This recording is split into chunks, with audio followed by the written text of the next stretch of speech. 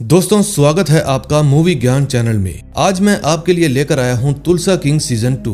पहला सीजन मैं ऑलरेडी 1 साल पहले अपने चैनल पर अपलोड कर चुका हूं। जिसने भी अभी तक नहीं देखा जाकर देख ले। बहुत ही मजेदार सीजन था और सेकंड सीजन की स्टोरी उसके आगे से ही शुरू होने वाली है। ये एक बहुत ही जबरदस्त खूंखार बूढ़े की कहानी है जिसका नाम है ड्वाइट मैनफ्रेडी। मैनफ्रेडी अपने बॉस को बचाने के लिए जेल में चला जाता है और जब वो एक लंबी सजा काट कर आता है तो उसका बॉस उसे टल्सा भेज देता है और कहता है जाओ वहां जाकर राज करो। लेकिन ये सब इतना आसान भी नहीं था क्योंकि वहां पर पांव जमाने के लिए मैनफ्रेडी को बहुत सारी मुश्किलों का सामना करना पड़ता है। फिर जब वो अपनी टीम बनाकर वहां पर राज करने लगता है तो उसकी गर्लफ्रेंड उसको धोखा दे देती है और उसे पुलिस में पकड़वा देती है। अब आगे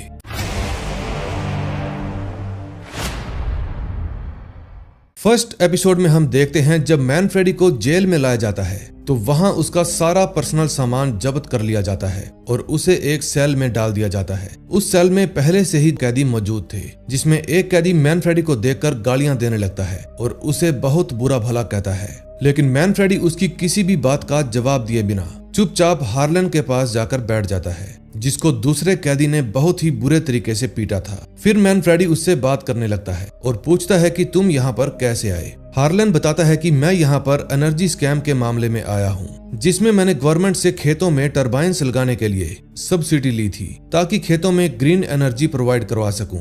लेकिन मैंने सारे पैसे जुए में उड़ा दिए जिसके चलते मुझे 8 साल की सजा मिल गई। लेकिन अब मुझे यहाँ पर डर लगता है। फिर मैनफ्रेडी उससे पूछता है कि तुम्हें वहां कितने पैसे मिले थे। हार्लन बताता है कि मुझे $2.5 मिलियन मिले थे। फिर मैनफ्रेडी कहता है कि तुम्हें सिर्फ एक ही चीज याद रखनी है कि आज नहीं तो कल कोई ना कोई तुम्हें छोटा मोटा काम जरूर देगा, लेकिन तुम्हें उसका कोई काम नहीं करना बल्कि उसको मुंह तोड़ जवाब देना है। अगर तुमने ऐसा नहीं किया तो वो लोग तुम्हें कमजोर समझेंगे और फिर वो तुमसे अपनी गुलामी करवाएंगे। और हाँ, एक और खास बात, हमें जेल में आते ही सबको अपनी पावर का मैसेज दे देना चाहिए वरना लोग हमें कमजोर समझेंगे। इतना बोलकर मैनफ्रेडी खड़ा हो जाता है और परेशान करने वाले कैदी को खूब मारता है। फिर वो वापस अपनी जगह पर आकर बैठ जाता है।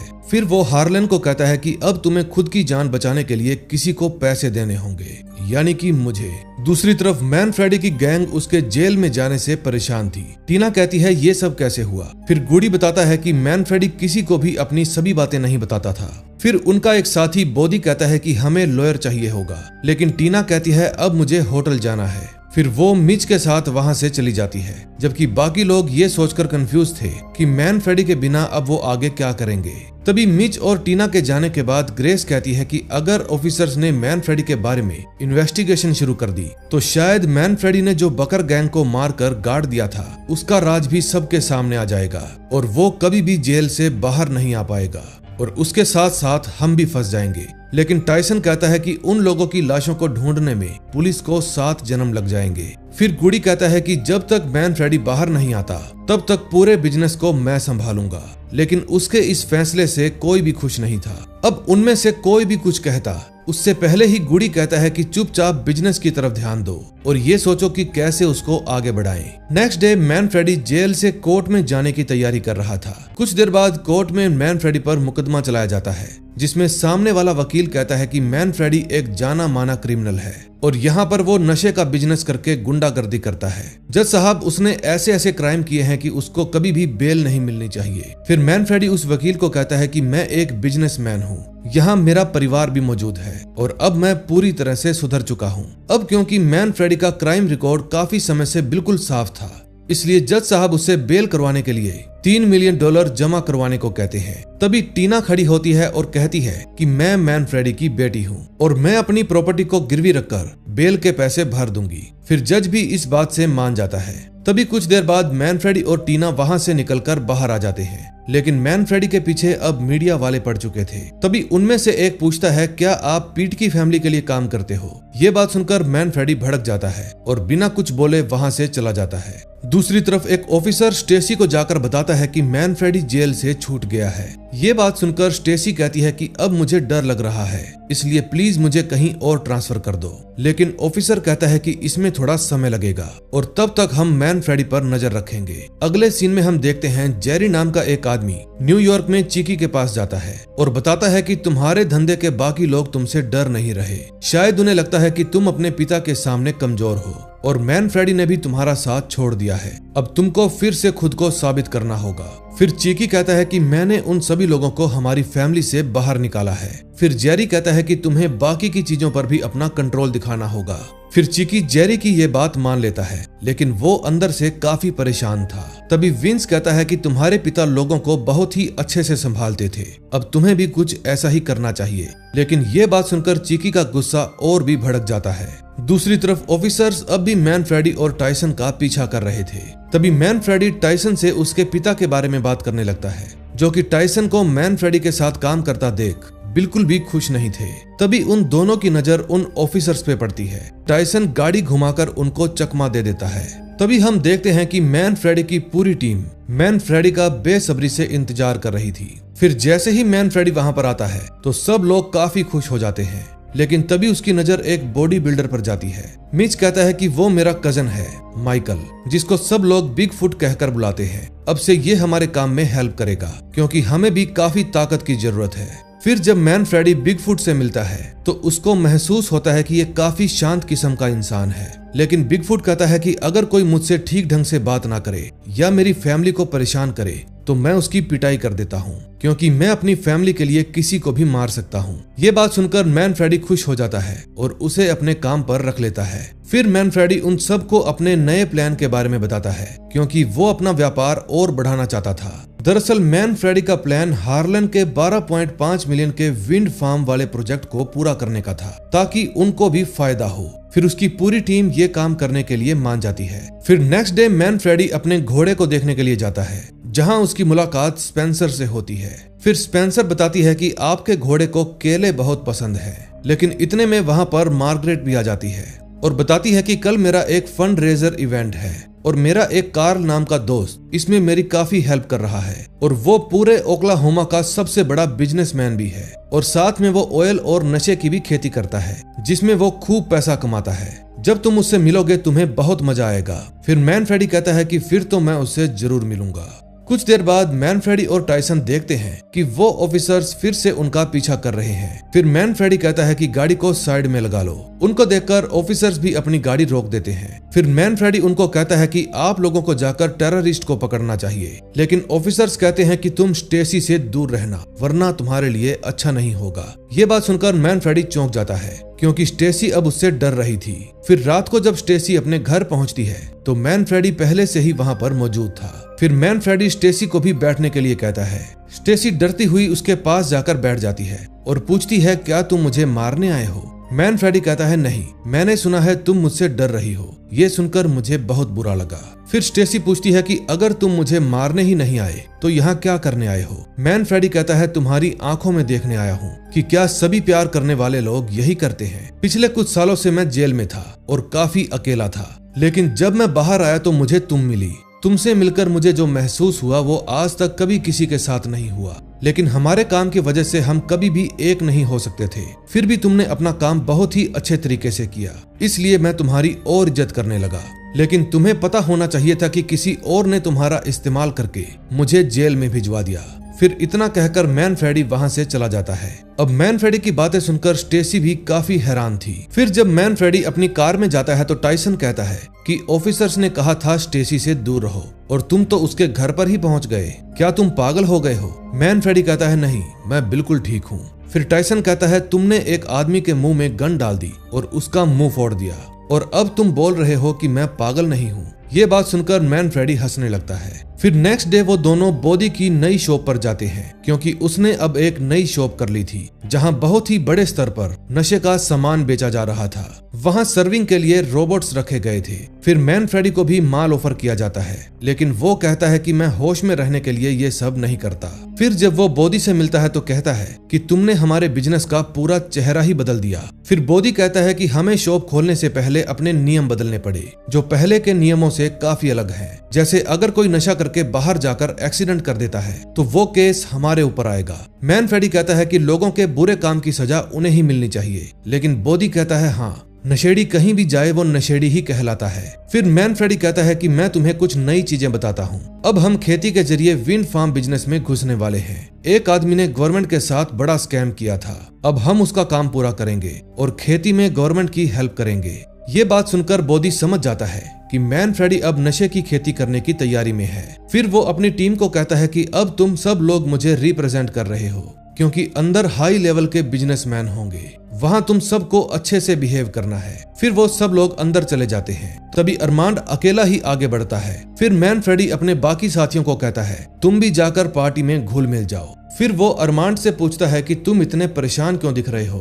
अरमांड कहता है कि मेरे घर में प्रॉब्लम्स चल रही हैं। मेरा परिवार मुझे छोड़कर चला गया और अब मैं घर बेचना चाहता हूँ, लेकिन वो भी बिक नहीं रहा। फिर मैन फ्रेडी कहता है तुम घर जाओ और आराम करो, मैं तुम्हें बाद में मिलता हूँ। उसके बाद मैन फ्रेडी कार्ल और मार्गरेट से मिलता है। मार्गरेट ने कार्ल से मैन फ्रेडी की बहुत ही तारीफ कर रखी थी, इसलिए कार्ल कहता है कि मार्गरेट ने बताया है कि तुम मुझे बिजनेस में टक्कर दे रहे हो। ये बात सुनकर मैन फ्रेडी कहता है कि फिर तो मुझे भी आपके बारे में जानना चाहिए था। फिर वो मार्गरेट की तारीफ करने लगता है और अपने नशे के कारोबार के बारे में थोड़ा बहुत बताता है। ये बात सुनकर कार्ल कहता है कि ये मेरा बिजनेस है, तुम्हें इससे दूर रहना चाहिए। मैं जानता हूँ दूसरे के बिजनेस में टांग अड़ाना तुम्हारी आदत है। फिर मैन फ्रेडी कहता है कि तुम कहना क्या चाहते हो, क्या मैं बुरा इंसान हूँ? फिर कार्ल कहता है कि मैं जानता हूँ तुम न्यूयॉर्क से आए हो और तुम्हारे जैसे छोटे मोटे गुंडे किसी छोटे से शहर में जाकर उस पर कब्जा करना चाहते हैं, लेकिन ये जगह हमारी है और हम तुम्हें खा जाएंगे, किसी को तुम्हारे बारे में पता तक नहीं चलेगा। फिर जब मैन फ्रेडी उसको घूरने लगता है तो कार्ल कहता है कि मुझे तुम्हारी आंखों से डर नहीं लगता, लेकिन मैन फ्रेडी कहता है तुम्हें डर लगना चाहिए। दूसरी तरफ गूडी कैसीनो में काम कर रहा था, तभी उसके पास जेरी की कॉल आती है। फिर फोन उठाने पर जेरी उसकी बात चिकी से करवाता है। चिकी कहता है जेरी को मैंने कैद कर रखा है क्योंकि उसको लगता है कि मैं माफिया फैमिली नहीं संभाल पाऊंगा। फिर चिकी जेरी को मार देता है। ये देखकर गूडी को बहुत ही दुख होता है। फिर अगले दिन मैन फ्रेडी और टाइसन जब होटल से निकलते हैं तो मीडिया वाले उन्हें घेर लेते हैं। फिर वो उससे न्यूयॉर्क की यूनिवर्स फैमिली और मैन फ्रेडी के बड़े डॉन बनने के बारे में सवाल करते हैं, लेकिन मैन फ्रेडी टाइसन के साथ अपनी कार में बैठता है और वहां से निकल जाता है। तभी न्यूज में ये दिखाया जाता है कि मैन फ्रेडी अब टल्सा किंग बनता जा रहा है। अगले सीन में हम ओक्लाहोमा के छोटे से शहर में बिल बेलाविया नाम के एक काउबॉय को देखते हैं जो एक बहुत बड़ा रेंच मालिक था। तभी उसके पास कार्ल का फोन आता है और वो बताता है कि तुम्हारे शहर में मैन फ्रेडी आया है। फिर बिल कहता है हाँ मैं उसको जानता हूँ, वो न्यूयॉर्क में रहने वाली एक फैमिली का छोटा मोटा गुंडा है, लेकिन कार्ल उसे बताता है कि वो तुम्हारे टल्सा पर कब्जा कर रहा है। अब उसने वहाँ पर बार और कैसीनो भी खोल दिए हैं और अब उसकी नजर नशे की खेती पर है। मैं चाहता हूँ कि तुम उसको सबक सिखाओ। फिर ये बात सुनकर बिल सोच में पड़ जाता है। दूसरी तरफ मैन फ्रेडी भी सोच सोचकर परेशान था कि वो अपने कैसीनो में आने वाली प्रॉब्लम्स को कैसे फेस करेगा। अब नेक्स्ट एपिसोड में देखेंगे क्या होता है। सेकंड एपिसोड की शुरुआत में हम देखते हैं मिज क्लब में गाना गा रहा था क्योंकि अब उसका बैंड बनाने का सपना पूरा हो चुका था। मैन फ्रेड भी अपनी टीम के साथ वहां पर एंजॉय कर रहा था। तभी कुछ देर बाद वहां पर एक काउबॉय आता है और गैम्बलिंग में अपने सारे पैसे हार जाता है। फिर गूडी कॉम्प्लीमेंट में उसे एक ड्रिंक ऑफर करता है, लेकिन काउबॉय उसको इग्नोर कर देता है। दरअसल वो यहाँ मैन फ्रेडी के ऊपर नजर रखने के लिए आया था, लेकिन वो चुपचाप वहां से चला जाता है। तभी हम देखते हैं कि अगले दिन टाइसन रैपिंग की प्रैक्टिस कर रहा था। तभी उसके पास मैन फ्रेडी का फोन आता है। फिर टाइसन उसको होटल के बाहर खड़े रिपोर्टर्स के बारे में बताता है, लेकिन मैन फ्रेडी कहता है कि तुम अंदर आने की एक्टिंग करो। फिर टाइसन रिपोर्टर्स के बीच में से होता हुआ आगे बढ़ता है और अंदर जाने लगता है। दूसरी तरफ मैन फ्रेडी टीना के साथ उसकी कार में वहां से निकल जाता है, लेकिन पुलिस ऑफिसर्स उसे देख लेते हैं, इसलिए वो लोग मैन फ्रेडी का पीछा करने लगते हैं। इस बात से अनजान मैन फ्रेडी और टीना टल्सा में अपने लिए काफी शानदार घर देखने के लिए आए हुए थे, क्योंकि मैन फ्रेडी वो जगह 2 सालों के लिए लीज पर ले रहा था ताकि वो टीना के साथ वहां पर रह सके। लेकिन टीना कहती है कि ये घर काफी महंगा है, पापा मुझे लगता है कि हमें थोड़ा वेट करना चाहिए। फिर मैन फ्रेडी कहता है बेटा जरा इमेजिन करो कि तुम्हें यहाँ खाना बनाने में कितना मजा आएगा। फिर टीना कहती है डैड मैं खाना नहीं बनाती। फिर मैन फ्रेडी कहता है तो यही सोच लो कि खाना ऑर्डर करने में कितना मजा आएगा। ये बात सुनकर टीना हंसने लगती है। फिर वो दोनों ये घर खरीदने के लिए डिसाइड कर लेते हैं। वहीं दूसरी तरफ बिल अपने निशाने की प्रैक्टिस कर रहा था। तभी वहां पर काउबॉय आ जाता है। फिर बिल कहता है कि वो जगह तुम्हें कैसी लगी। काउबॉय कहता है कि मैन फ्रेडी एक बूढ़ा आदमी है और वो पहले न्यूयॉर्क की किसी फैमिली के लिए काम किया करता था। मुझे उससे बात करने का मौका नहीं मिला क्योंकि उसके पास काफी सारे गुंडे थे। लेकिन हाँ, एक बात गौर करने वाली है, वो उस बार में काफी पैसे कमाता है। फिर बिल कहता है कि वो मेरे इलाके में पैसे कमा रहा है। ये बात मुझे बिल्कुल पसंद नहीं आई। हम लोग यहाँ पर 4 पीढ़ियों से हैं, लेकिन फिर भी उन न्यूयॉर्क से आए लोगों ने मुझसे यहाँ पर काम करने की परमिशन तक नहीं ली। शायद मैं उनको काम करने देता, लेकिन अब उन्हें इस चीज की सजा मिलेगी।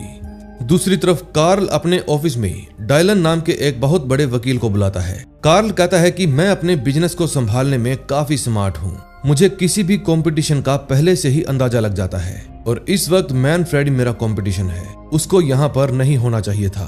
अब तुम्हें ही मेरे लिए इस प्रॉब्लम को सॉल्व करना होगा।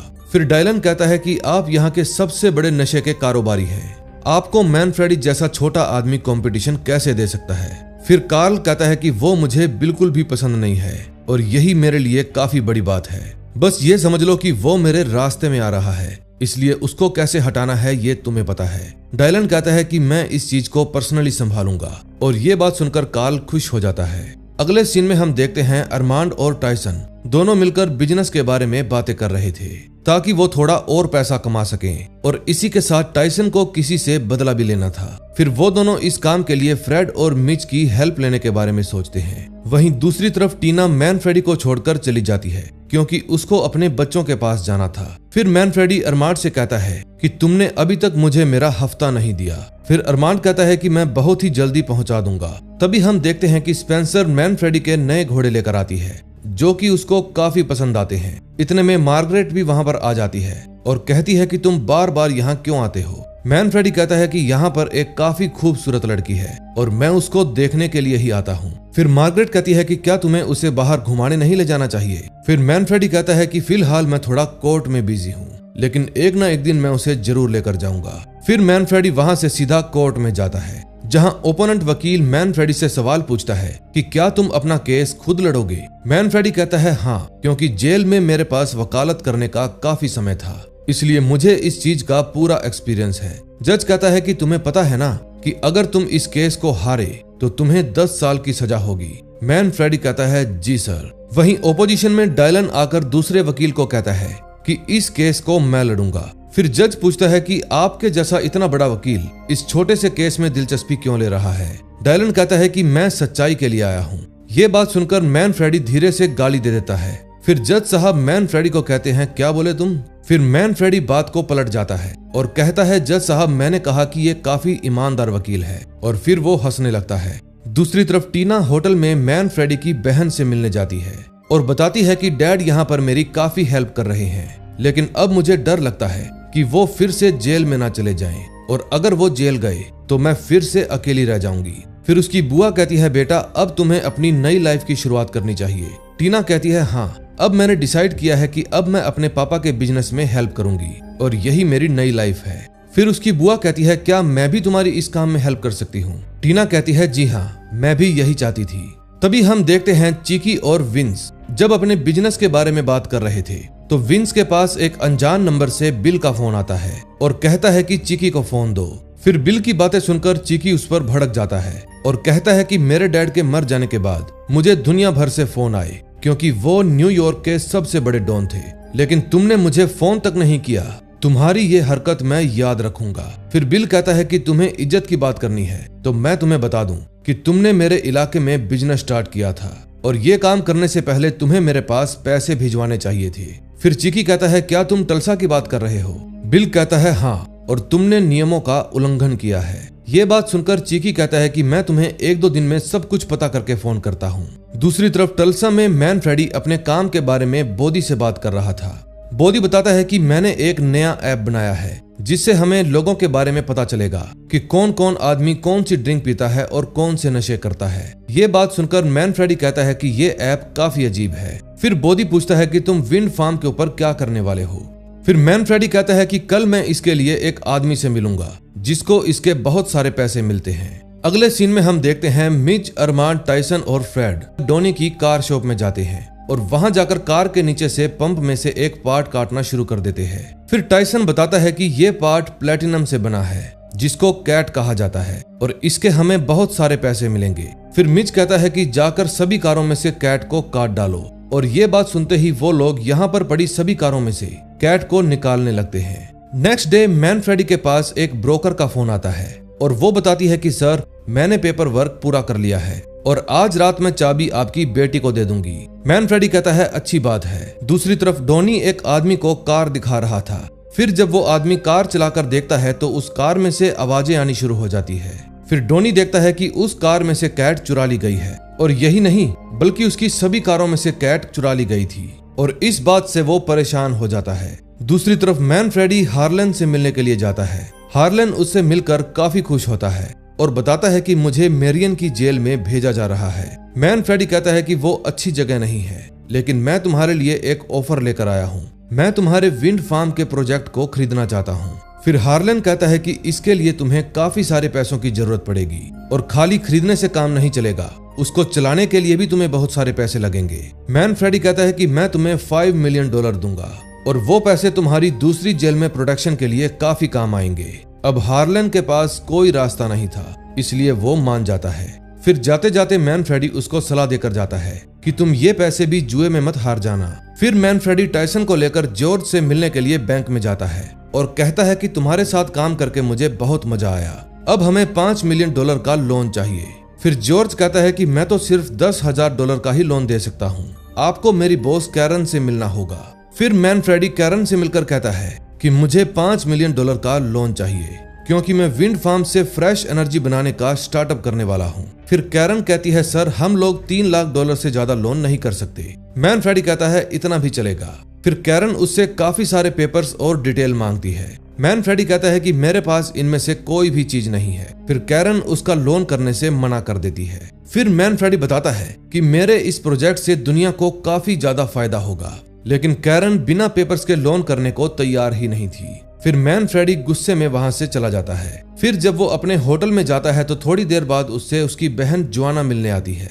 फिर मैनफ्रेडी उसको देखकर चौंक जाता है। फिर जोआना कहती है कि मैं अब न्यूयॉर्क में नहीं रहना चाहती, टीना ने ही मुझे यहाँ पर बुलाया है और अब मैं यहाँ पर तुम्हारे साथ ही रहने के बारे में सोच रही हूँ। टीना ने मुझे तुम्हारे केस के बारे में भी सब कुछ बता दिया है, इसलिए मुझे लगता है कि तुम्हें वकीलों से बात करके कोई बीच का रास्ता निकालना चाहिए, क्योंकि तुम टीना को पहले भी एक बार जेल में जाकर अकेला छोड़ चुके हो, और अगर फिर से ऐसा हुआ तो वो अंदर से टूट जाएगी। फिर मैनफ्रेडी अपनी बहन को ड्रिंक देता है और कहता है कि तुम्हें देखकर मुझे खुशी हुई।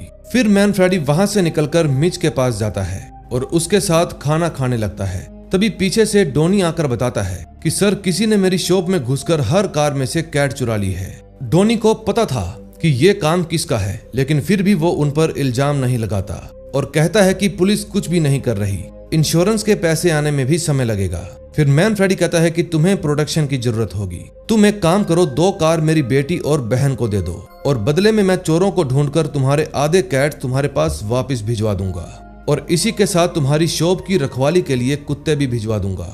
ये बात सुनकर डोनी मान जाता है।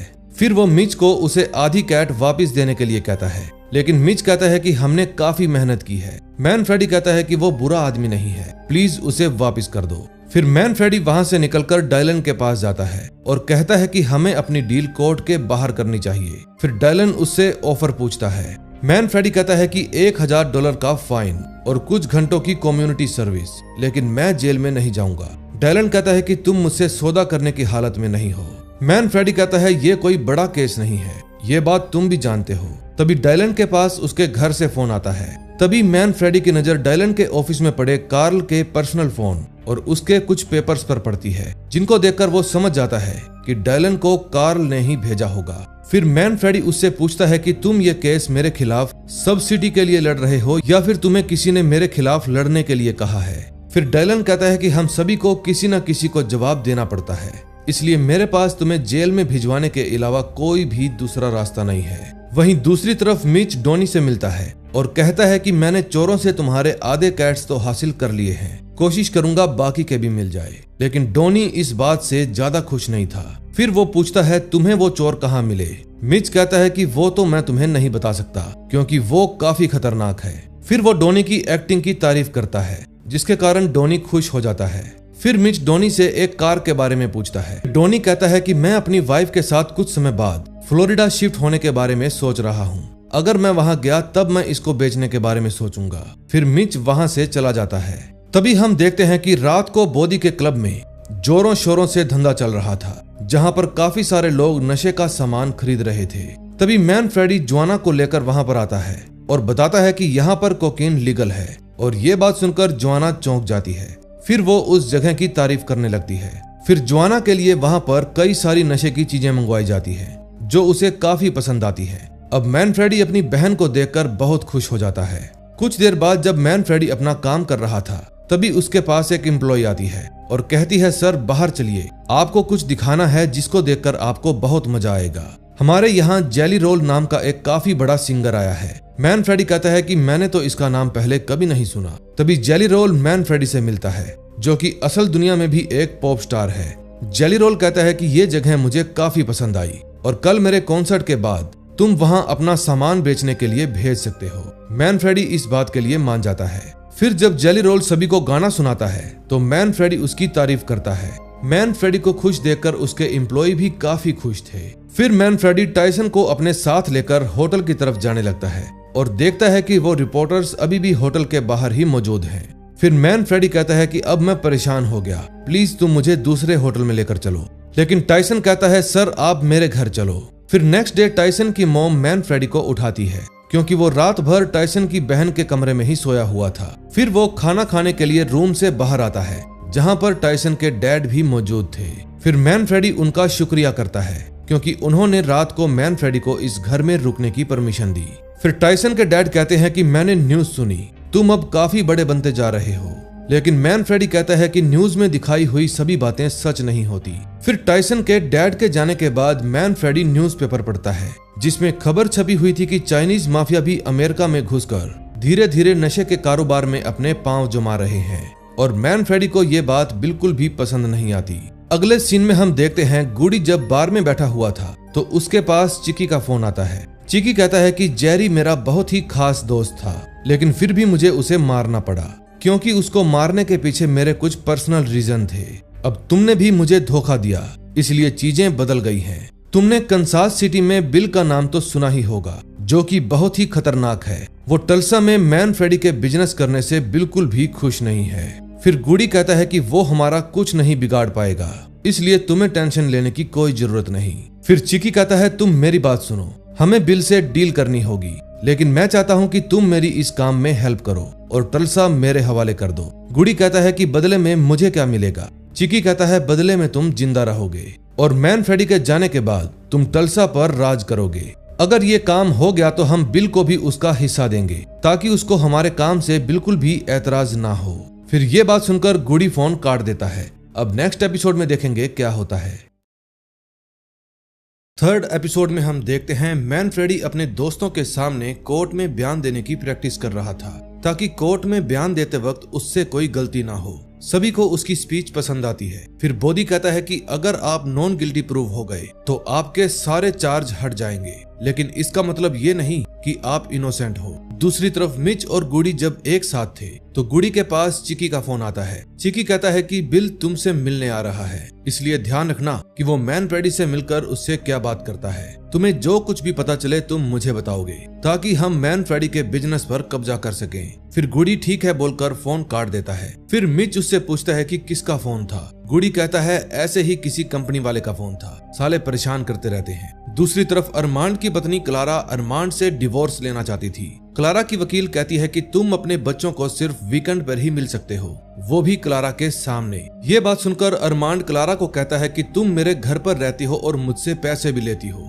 फिर भी तुम मुझे मेरे बच्चों से नहीं मिलने दोगी। फिर क्लारा जवाब देती है कि ये सब तुम्हारी वजह से हो रहा है, क्योंकि तुम अब क्रिमिनल्स के साथ काम करने लगे हो। भूल गए, एक बूढ़े क्रिमिनल ने तुम्हें हमारे घर की किचन में आकर पीटा था और फिर तुम उसी के साथ काम करने लग गए। ये बात सुनकर अरमांड कहता है कि मुझे तुम्हारी सारी शर्तें मंजूर है। नेक्स्ट सीन में हम देखते हैं मिच मैन फ्रेडी को समझा रहा था कि हम डोनी की कार शॉप को खरीदकर कैसे फायदा कमा सकते हैं, और फिर वो उसको मनी लॉन्ड्रिंग के बारे में भी बताता है जो इसी धंधे से की जा सकती है। ये बात सुनकर मैन फ्रेडी खुश हो जाता है। फिर मिच बताता है कि मेरे अंकल की कार शॉप हुआ करती थी, इसीलिए मुझे इस काम की काफी नॉलेज है। हमें कार के नाम पर बड़ा लोन भी मिल सकता है, जिसको हम धीरे धीरे कारें बेचकर चुका देंगे। कारों की सर्विस करके भी हमें काफी फायदा होगा। ये आइडिया मैन फ्रेडी को काफी पसंद आता है, इसलिए वो कहता है कि हमें जल्दी से जल्दी डोनी से डील करनी होगी। दूसरी तरफ कार्ल स्पेंसर के साथ मैन फ्रेडी के घोड़ों को देखने जाता है, जो कि उसे काफी पसंद आते हैं। फिर स्पेंसर तो वहाँ से चली जाती है,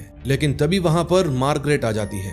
वो कहती है तुम्हें तो अरेबियन घोड़े चाहिए थे ना, लेकिन कार्ल कहता है कि मैं हर एक ऑप्शन को देखने के लिए तैयार हूँ। फिर वो कहता है कि मैंने सुना है तुम्हारा दोस्त मैन फ्रेडी बहुत जल्दी जेल में जाने वाला है। मार्गरेट कहती है तुम चिंता मत करो, वो कहीं नहीं जाएगा। फिर वो कहती है कि अब मैं जा रही हूँ, तुम्हें जो कुछ भी चाहिए अरमांड से ले सकते हो। अगले सीन में हम देखते हैं कि मैन फ्रेडी टीना के साथ घर की शिफ्टिंग का काम देखने के लिए जाता है। तभी वहाँ वैन नाम का एक आदमी आता है और कहता है कि आपका हमारे इलाके में स्वागत है, मैं यहीं पर रहता हूँ, उम्मीद करता हूँ आपको ये जगह पसंद आई होगी, लेकिन यहाँ के कुछ रूल्स हैं जो आपको मानने ही पड़ेंगे। आपका गैराज पिछले 20 मिनटों से खुला है और इसके लिए आपको $100 का फाइन भरना पड़ेगा। फिर मैन फ्रेडी कहता है कि घर की शिफ्टिंग चल रही है, इसीलिए वो खुला है, लेकिन वैन कहता है कि ये रूल मैंने नहीं बनाए, बल्कि हम सब ने मिलकर बनाए हैं, इसीलिए आपको मानने ही पड़ेंगे। आपकी हर गलती के बाद आपको फाइन भरना पड़ेगा। फिर अपनी बातें समझाकर वैन मैन फ्रेडी के हाथ में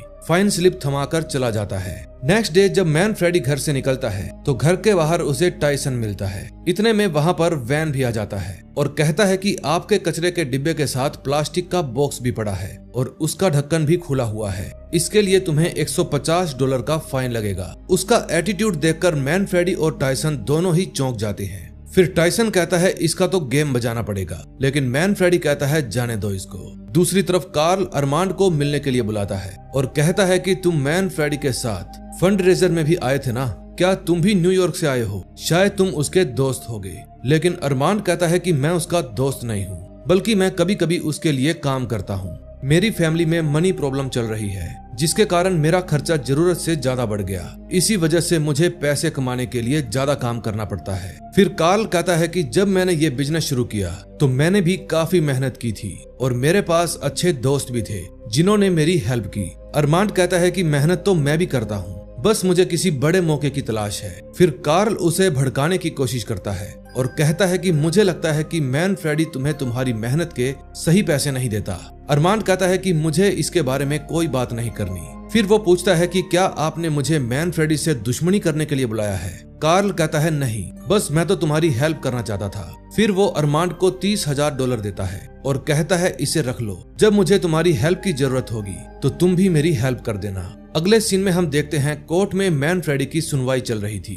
तभी डायलन के पूछने पर गवाह बताता है कि मैन फ्रेडी ने ही स्टेसी को फ्लैश ड्राइव दी थी। गवाही सुनकर जज साहब मैन फ्रेडी से पूछते हैं कि क्या तुम कुछ कहना चाहते हो? फिर मैन फ्रेडी खड़ा होता है और कहता है कि मैं स्टेसी को कटघरे में बुलाना चाहूंगा।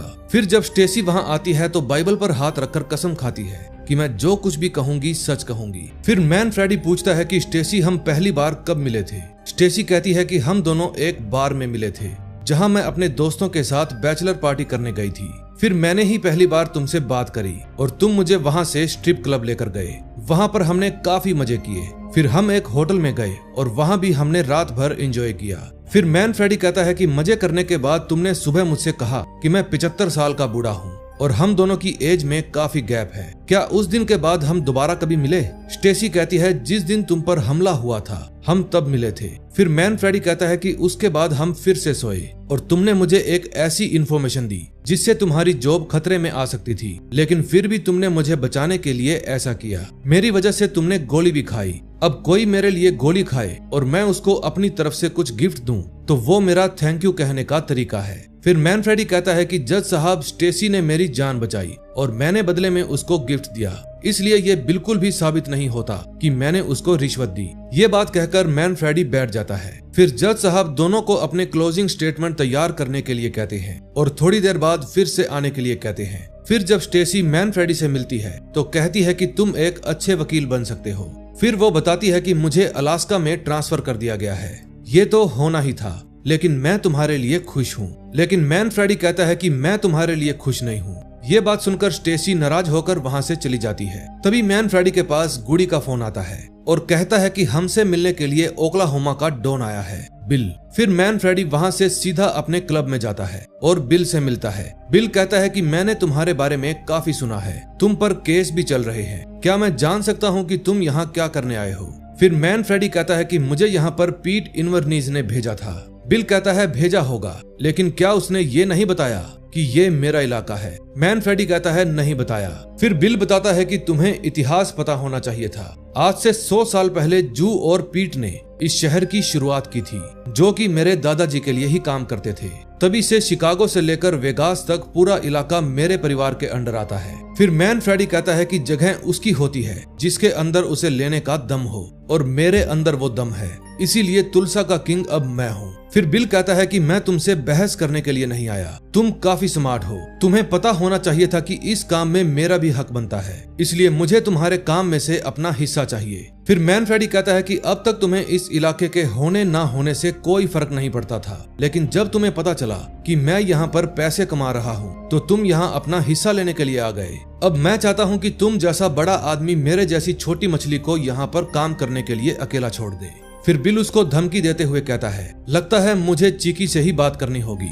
ये बात सुनकर मैन फ्रेडी भड़क जाता है और कहता है कि अब मैं चीकी के लिए काम नहीं करता, और बात रही तुम्हारी तो मैं तुमसे लड़ने के लिए बिल्कुल रेडी हूँ। फिर बिल समझदारी से काम लेता है और कहता है कि मेरा आदमी काल आकर तुमसे फिर से कुछ नई शर्तों के साथ काम करेगा, जो हम दोनों के लिए ही सही रहेगी। इतना कहकर बिल वहाँ से चला जाता है। कुछ देर बाद सभी लोग कोर्ट में वापस आ जाते हैं। फिर जज साहब अपना फैसला सुनाते हैं और कहते हैं कि मैन फ्रेडी को रिश्वत के इल्जाम में दोषी नहीं पाया जाता। ये बात सुनकर मैन फ्रेडी के सभी दोस्त खुश हो जाते हैं, क्योंकि मैन फ्रेडी पर से अब ये केस खत्म हो गया था। फिर मैन फ्रेडी डायलन को कहता है कि कार्ल को मेरा हाय कहना। फिर जब मैन फ्रेडी वहाँ से जाने लगता है तो मीडिया वाले फिर से उससे सवाल पूछने लगते हैं, लेकिन अब की बार मैन फ्रेडी भागता नहीं, बल्कि मीडिया वालों को अपना जवाब देता है कि हमेशा की तरह सच्चाई जीत गई। दूसरी तरफ कार्ल के पास डायलन का फोन आता है और बताता है कि मैन फ्रेडी केस जीत गया। ये न्यूज सुनकर कार्ल भड़क जाता है और कहता है कि तुम्हें बाद में देख लूंगा। उस समय वहाँ पर कार्ल का दोस्त जैकी भी था, जो उन दोनों की बातें सुन रहा था।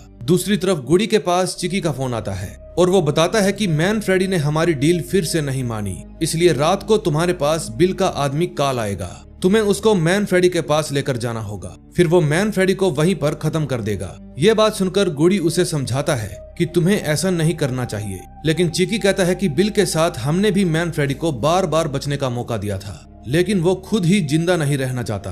अगले सीन में हम वैन को देखते हैं, जो अपने घर पर बैठकर न्यूज देख रहा था।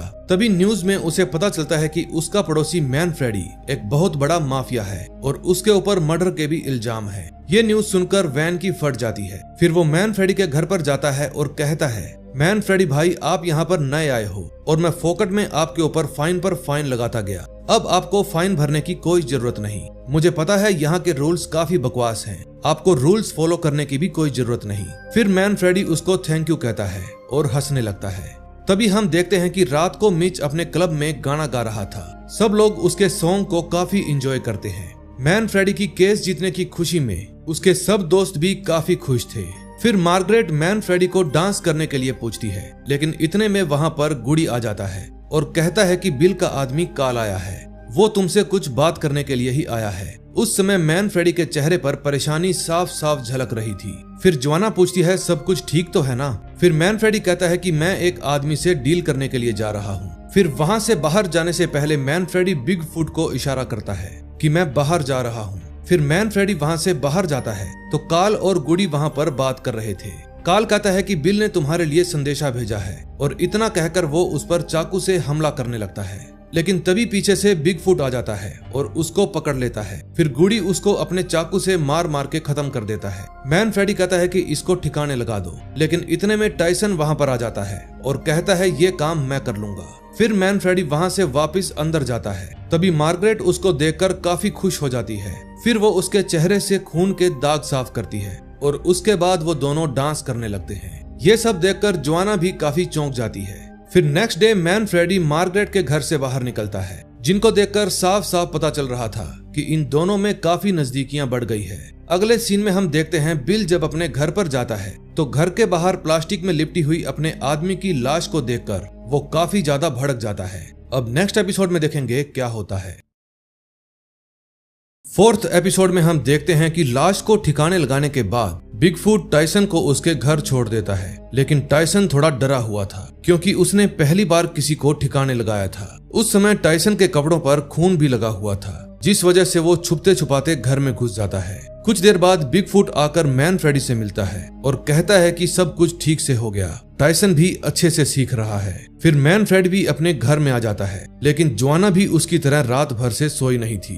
फिर मैन फ्रेडी पूछता है कि तुम सोई क्यों नहीं। जोआना कहती है कि तुम पहले की तरह बदल रहे हो, मैं तुम्हें पहले से जानती हूँ और कल रात कुछ तो हुआ है जिसके चलते तुमने घर की सिक्योरिटी भी बढ़ा दी और पूरी रात सोए भी नहीं।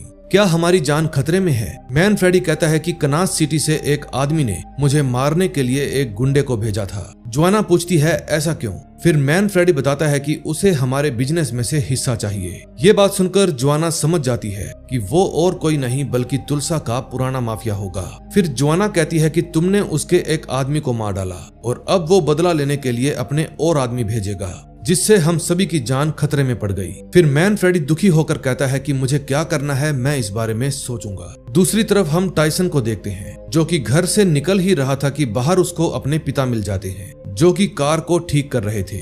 उसके पिता कहते हैं आओ तुम्हें कार कैसे रिपेयर करते हैं सिखाता हूँ और कार में कौन कौन से पार्ट ज्यादा इम्पोर्टेंट होते हैं उसके बारे में भी बताता हूँ। अगर तुम ये सीख जाओगे तो ये तुम्हारे काम आएगा। लेकिन टाइसन का पूरा ध्यान फोन पर था। फिर उसके पिता कहते हैं जाओ जाकर कार को चालू करो। फिर टाइसन जाकर कार को स्टार्ट करता है और जैसे ही कार स्टार्ट होती है दोनों बाप बेटा खुश हो जाते हैं। फिर टाइसन अपने पिता को घर के खर्चे के लिए कुछ पैसे देता है, लेकिन मार्क कहते हैं कि तुम ये पैसे अपनी माँ को देना क्योंकि घर तो वही चलाती है ना, और फिर वो वहाँ से चले जाते हैं। वहीं दूसरी तरफ मैन फ्रेडी अपनी बेटी के बच्चों को बॉक्सिंग सिखा रहा था। फिर टीना कहती है तुम दोनों अपने स्कूल के बच्चों को मत पीट देना। मैन फ्रेडी कहता है ये ऐसा कुछ नहीं करेंगे, बच्चों बॉक्सिंग का इस्तेमाल तुम्हें सिर्फ गलत होने पर ही यूज करना है। फिर बच्चे टीना को हाँ बोलकर वहाँ से चले जाते हैं, लेकिन मैन फ्रेडी अभी भी परेशान था क्योंकि उसकी परेशानी उसके चेहरे से साफ झलक रही थी। अगले सीन में हम चिकी को देखते हैं जो अपने चमचों के साथ था। फिर चिकी कहता है कि तुम सब लोग इस क्लब में पड़े पड़े हंसते रहते हो, गुडी ने भी हमारा साथ नहीं दिया और बिल का आदमी भी मारा गया। अब वो सुबह से मुझे फोन करके तंग कर रहा है। फिर चिकी जैसे ही बिल का फोन उठाता है बिल उसके ऊपर भड़क जाता है और कहता है कि मेरे घर के बाहर मुझे मेरे आदमी की लाश मिली है और ये सब तुम्हारी वजह से हुआ क्योंकि तुमने कहा था कि गुडी हमारा साथ देगा। चिकी कहता है कि मैं सब ठीक कर दूंगा। ये बात सुनकर बिल और ज्यादा भड़क जाता है और कहता है अबे जानवर की नस्ल के गंजे, अगर मेरी वाइफ ने ये लाश देखी होती तो मैं भी फंस सकता था। फिर चिकी कहता है कि मैं इस बारे में सोचकर तुम्हें फोन करूंगा, लेकिन बिल उसकी बात काटते हुए कहता है कि अब मुझे मैन फ्रेडी किसी भी हालत में मरा हुआ चाहिए। दूसरी तरफ मैन फ्रेडी और टाइसन बोदी की शॉप पर जा रहे थे। मैन फ्रेडी कहता है कि आज मुझे पहले मैं ऐसी लड़ाइयां वाले खतरों के बारे में बताना होगा, लेकिन अब मुझे लड़ाइयां लड़ने में खास इंटरेस्ट नहीं है। फिर वो दोनों शॉप के अंदर पहुंच जाते हैं। फिर मैन फ्रेडी सभी कस्टमर्स को 1 घंटे के बाद आने को कहता है और शॉप को खाली करवा देता है। उस समय अरमांड भी वहीं पर था जो कि अपना खाली टाइम पास करने के लिए आया था। फिर मैन फ्रेडी अपनी टीम को वहां पर बुलाता है जिसमें बोदी भी शामिल था। मैन फ्रेडी कहता है कि पिछली रात को एक आदमी ने मुझे मारने की कोशिश की, लेकिन हम लोगों ने उसे ठिकाने लगा दिया। ये बात सुनकर बोदी समझ गया कि उनका पंगा अब बड़े माफिया से हुआ है। फिर वो कहता है कि मैं इन सभी चीजों का हिस्सा नहीं बनने वाला और वो इस मीटिंग को छोड़कर अंदर चला जाता है। फिर जब टाइसन उससे बात करने के लिए जाता है तो बोदी कहता है कि मैन फ्रेडी तुम्हारा बॉस होगा, लेकिन मेरा वो पार्टनर है और साथ में इस शॉप को चलाने का काम मेरा है और मैंने तुम्हारे दूसरे गलत कामों में भी हिस्सा दिया है, लेकिन इसका मतलब ये नहीं है कि मैं मर्डर और माफिया के साथ पंगा लूंगा। फिर टाइसन कहता है कि अभी तक हम सब लोग एक साथ मिलकर लड़े हैं और आगे भी ऐसे ही लड़ेंगे, लेकिन बोदी कहता है कि अब मैं और नहीं लड़ूंगा। फिर टाइसन वहां से बाहर आ जाता है और बोदी भी उसके पीछे पीछे बाहर आ जाता है। फिर टाइसन बताता है कि कल रात हमारे बॉस मैन फ्रेडी पर हमला हुआ था। मैंने ऐसी प्रॉब्लम पहले कभी नहीं देखी, लेकिन ये प्रॉब्लम अचानक से आ गई। कोई बिल नाम का माफिया है और वो कहता है कि टल्सा उसका है, लेकिन मैन फ्रेडी ने मना कर दिया क्योंकि टल्सा हमारे परिवार का है। हम लोग यहाँ पर किसी को भी टल्सा में नहीं आने देंगे और बाकी जो भी जाना चाहे वो अभी जा सकता है। फिर वो सब लोग यहाँ पर रुकने का डिसाइड करते हैं। फिर मैन फ्रेडी बोदी को कहता है कि सब कुछ ठीक हो जाएगा, तुम चिंता मत करो, और बोदी भी मान जाता है। फिर मैन फ्रेडी अरमांड को कहता है कि हम सभी लोग गलेना जा रहे हैं क्योंकि वहां पर हमें wind turbine hydro pump weed farm का बिजनेस शुरू करना है। फिर वो अपनी टीम के साथ वहां से ग्लेना के लिए निकल जाता है। दूसरी तरफ गुडी जब अपने घर जा रहा था तो एक आदमी उसको घूरते हुए आगे बढ़ रहा था। फिर गुडी उसको डरा देता है और वो आदमी वहां से निकल जाता है। दूसरी तरफ कार्ल अपने पास जैकी को बुलाता है। दरअसल जैकी कार्ल के पूरे खेतों के एक छोटे से हिस्से में खेती किया करता था। फिर कार्ल कहता है कि तुमने खेत में मेरी परमिशन के बिना ही वीड की जगह पर पपीज के फूलों की खेती की है, जान सकता हूँ क्यों? फिर जैकी बताता है कि इन फूलों से भी नशा होता है और हमें उनके काफी अच्छे पैसे मिल सकते हैं। वो फूल इलीगल तो है ही, लेकिन मैंने काफी सारे लोगों को पैसे खिला दिए हैं। फिर कार्ल कहता है कि तुमने इस बारे में मुझे क्यों नहीं बताया, अब जल्दी से तुम उनको वहां से हटा दो। फिर जैकी कहता है ठीक है, मैं हटा दूंगा। फिर वो बताता है कि मैंने 2 आदमियों को हमारे फार्म में चोरी करते हुए पकड़ा है और हमें उसे सजा देनी चाहिए। फिर कार्ल कहता है कि ये मेरा काम है और मैं खुद देख लूंगा। दूसरी तरफ बिल शूटिंग पर जा रहा था, तभी वहां पर उसकी पत्नी सैंडी आती है और कहती है कि हमारे आदमी कार्ल की बीवी लिंडा का फोन आया था, वो कल से घर वापस नहीं आया है। फिर ये बात सुनकर बिल भड़क जाता है और कहता है कि मुझे नहीं पता वो कहाँ गया है। फिर सैंडी समझ जाती है कि वो मारा गया होगा, इसलिए वो पूछती है कि क्या वो कभी भी घर पहुंचेगा। बिल कहता है मुझे नहीं पता। फिर सैंडी वहां से चली जाती है। दूसरी तरफ मैन फ्रेडी रास्ते में अपनी टीम के साथ था। फिर वो उन सब के फेवरेट म्यूजिक के बारे में पूछता है। बोदी कहता है कि मैं सिद्धू मूसे वाले को सुनता हूँ। फिर मिच कहता है कि मैं बब्बू मान के गाने सुनता हूँ, लेकिन मैन फ्रेडी कहता है हाँ कभी मैं भी सुना करता था। फिर बोदी कहता है कि मैन फ्रेडी तुम लॉलीपॉप का नशा आजकल ज्यादा ही करते हो। ये बात सुनकर मैन फ्रेडी कहता है कि 4000 सालों पहले म्यूजिक की शुरुआत हुई थी और किसी ग्वाले ने एक बंसरी बजाकर म्यूजिक की शुरुआत की थी। ये बात सुनकर मिच हंसने लगता है। फिर मैन फ्रेडी अपनी पुरानी कहानियां सुनाने लगता है, लेकिन बोदी कहता है कि अब से कोई भी इसको लॉलीपॉप नहीं देगा। दूसरी तरफ अरमांड अपने रांच में काम में लगा था, तभी कार्ल वहां पर आ जाता है और अरमांड से मार्गरेट के बारे में पूछता है। अरमांड कहता है कि वो बाहर गई है और फिर वो उनको पैसों की हेल्प करने के लिए शुक्रिया भी कहता है। फिर कार्ल उसे थोड़े और पैसे देते हुए कहता है कि ये पैसे तुम अपने परिवार के लिए रखो, बस मैं इतना जानना चाहता हूँ कि मैन फ्रेडी नशा कहाँ से खरीदता है। फिर अरमांड कहता है कि मुझे इस बारे में कुछ भी नहीं पता, लेकिन वो फिलहाल गलेना में विंड फार्म के बिजनेस को शुरू करने के लिए गया है। फिर कार्ल कहता है अच्छी बात है और वहां से चला जाता है। अब अरमांड भी समझ गया था कि उसने कार्ल को ये बात बताकर गड़बड़ कर दी है। अगले सीन में हम चिकी को देखते हैं जो अपने दोस्तों के साथ बैठा था। वो कहते हैं कि बिल और मैन फ्रेडी आपस में लड़ते रहेंगे और हमें कोई भी फर्क नहीं पड़ेगा, लेकिन चिकी कहता है कि हम लोग उनके सामने कमजोर लग रहे हैं, हमें भी इस लड़ाई में हिस्सा लेना चाहिए। फिर उसका साथी कहता है नहीं, हम लोग कमजोर नहीं हैं, जरूर बिल हमसे इम्प्रेस होगा। फिर चिकी कहता है मेरे डैड भी कोई डेंजरस आदमी नहीं थे, बस लोग ही उनको डेंजरस समझते थे, लेकिन उनके मरने के बाद ही मुझे ये बिजनेस अच्छे से संभालने के लिए मिला, यानी कि उनके जिंदा रहते मैं भी कमजोर ही हुआ करता था। फिर चिकी बताता है कि जब मेरे डैड मरे तो उनके बाल बच्चों की तरह खड़े थे और साथ में वो तड़प रहे थे। ये बात सुनकर सभी लोग चौंक जाते हैं क्योंकि उसकी बातों से लग रहा था कि शायद चिकी ने ही खुद अपने पिता को मारा होगा। फिर चिकी कहता है कि मैं नहीं चाहता कि मुझे कोई भी कमजोर समझे और फिर वो नशे में टल्ली होकर सो जाता है। दूसरी तरफ गुडी अपने घर पर वर्कआउट कर रहा था, तभी वो देखता है कि घर के बाहर सुबह वाला आदमी फिर से उसके घर पर नजर रखे हुए था, जिसको देखकर गुडी भड़क जाता है। दूसरी तरफ मैन फ्रेडी भी अपनी टीम के साथ गलेना पहुंच चुका था। फिर वहां जाकर वो अपने पुराने ड्रग सप्लायर जिमी से मिलता है, जिसके साथ वहां के इंडियन ट्राइबर का लीडर मैट हैट और उसका बेटा अहानु थे, जो वहां के सबसे बड़े फार्म के मालिक थे। फिर वो सभी लोग आपस में मिलते हैं और अपनी डील के बारे में बात करने लगते हैं। फिर मैट हैट कहता है कि तुम लोगों को मेरी जमीन वाइंड फार्म की एनर्जी प्रोडक्शन करने के लिए ही चाहिए ना, लेकिन बदले में मुझे उस एनर्जी का 20% चाहिए मेरे बाकी के फार्म में यूज करने के लिए। फिर मैन फ्रेडी उसकी ये शर्त मान जाता है। फिर अहानु कहता है कि हमें आपके वीड फार्म में भी प्रॉफिट का 20% हिस्सा चाहिए, लेकिन मैन फ्रेडी मना कर देता है। तभी मैट हैट बताता है कि मुझे एक और ऑफर भी आया है। ये बात सुनकर मैन फ्रेडी समझ जाता है कि वो ऑफर उसको कार्ल ने ही दिया होगा। फिर मैन फ्रेडी हंसने लगता है और कहता है कि हम लोग खुद यहाँ डील करने आए हैं, हमने फोन पर ऐसे ही अनाप शनाप ऑफर नहीं दिया। लेकिन मैट हेड कहता है कि तुम्हें हमारे खेतों में बिजनेस करना है तो हमको हमारा हिस्सा देना ही होगा।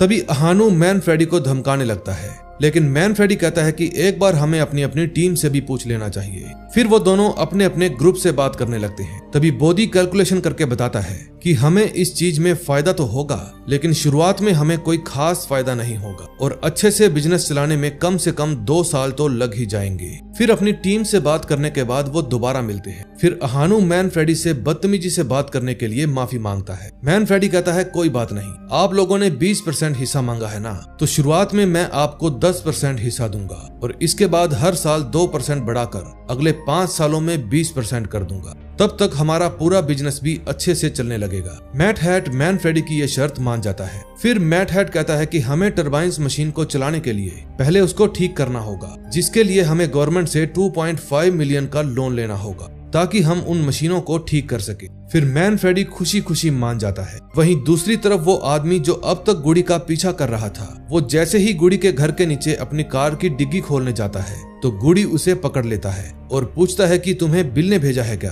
फिर वो आदमी कहता है कि मुझे उबर ईट्स ने भेजा है। फिर गुड़ी देखता है कि वो एक डिलीवरी वाला है, इसलिए गुड़ी वहां से निकल जाता है। इतने में मैन फ्रेडी भी अपनी टीम के साथ वापस आ जाता है। इस समय उसके सभी साथी मैट हेड के 20% लेने से कंफ्यूज थे। तभी बोधी और मैन फ्रेडी उनको समझाते हैं कि हमारे मशीन्स को ठीक करके बिजनेस को शुरू करने में ही 5 महीने लग जाएंगे और उसके बाद मेरी बहन आकर वीड के बिजनेस को संभालेगी, क्योंकि ज्वाना इस बिजनेस में एक्सपर्ट है। वो ये काम स्कूल से करती आ रही है। फिर मैन फ्रेडी कहता है कि हमें नई कार चाहिए होंगी। मिच कहता है कि इस बार तो हम लोग 200 कार खरीदेंगे। फिर टुल्सा वापस आकर मिच और मैन फ्रेडी डोनी के पास जाते हैं। डोनी उन्हें देखकर काफी खुश हो जाता है। फिर मैन फ्रेडी कहता है कि तुम इस जगह को बेचने वाले हो, ऐसा मैंने सुना है, मुझे बताओ कि तुम साल का कितना कमाते हो। फिर डोनी उनको पूरा हिसाब किताब लिख कर देता है। मैन फ्रेडी पूछता है कि तुम्हें इस जगह के कितने पैसे चाहिए। फिर डोनी उनको वो भी लिख कर दे देता है, जो कि काफी बड़ी रकम थी। फिर डोनी कहता है कि इस जगह की असली कीमत इसके लाइसेंस की है,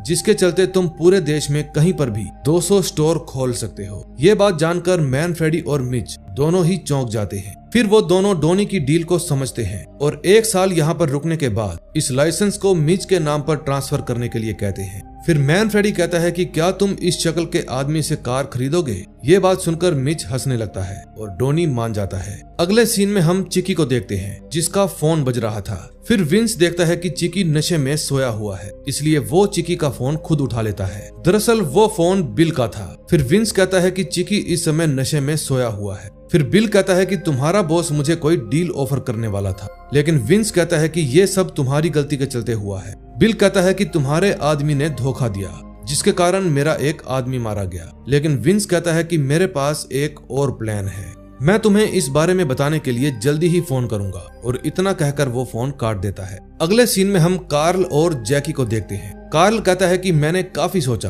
तुम पपीज को यहाँ पर उगा सकते हो और तुम जो भी कमाओगे मुझे उसका 50% देना होगा। फिर जैकी कहता है कि हमारी ऐसी कोई भी डील नहीं हुई थी। फिर कार्ल कहता है कि वो मेरे खेत में उग रहे हैं, इसलिए मुझे 50% तो चाहिए ही होगा। लेकिन जैकी कहता है कि तुम मुझे धमका नहीं सकते। फिर वहां पर उन दोनों आदमियों को लाया जाता है जो उनके खेतों में चोरी कर रहे थे। फिर कार्ल कहता है कि तुम लोग चाइना से यहाँ पर अपनी बेहतर जिंदगी की तलाश में आए थे। मैंने तुम्हें खाना, पैसा और रहने के लिए जगह भी दी और बदले में मेरा सिर्फ एक ही रूल था कि यहाँ पर कोई चोरी नहीं करेगा, लेकिन तुम दोनों ने यहाँ पर चोरी की, जिसकी सजा तुम्हें मिलेगी ही मिलेगी। फिर जैकी उन दोनों को गोली मारकर खत्म कर देता है। ये देखकर कार्ल और भी चौंक जाता है। फिर जैकी कहता है कि कोई भी यहाँ पर चोरी नहीं कर सकता और कोई भी मुझे पपीज के बिजनेस के लिए मजबूर भी नहीं कर सकता।